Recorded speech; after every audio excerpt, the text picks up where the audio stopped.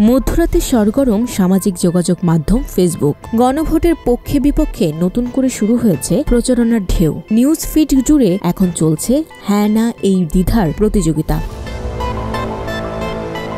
জানা গেছে, গণভোটের বিপক্ষে নতুন প্রচারণা শুরু করেছেন বিএনপি ও তাদের অঙ্গ সংগঠনের নেতাকর্মীরা। অন্যদিকে জুলাইয়ের গণ অভ্যুত্থানের প্ল্যাটফর্ম বৈষম্য বিরোধী ছাত্র আন্দোলন গণভোটের পক্ষে নেমেছে নতুন উদ্যমে।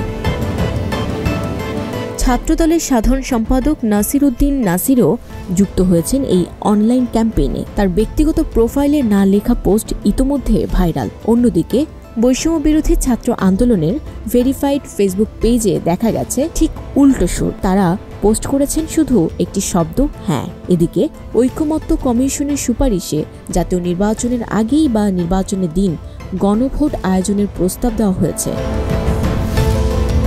মঙ্গলবার দুপুরে ফরেন সার্ভিস একাডেমিতে প্রধান উপদেষ্টা ড. মোহাম্মদ ইউনূসের কাছে জুলাই সনদ বাস্তবায়নের সুপারিশমালা জমা দেয় কমিশন। সহসভাপতি ড. আলী রিয়াজ বলেন, সব রাজনৈতিক দলকে আজই এই সুপারিশ হস্তান্তর করা হবে।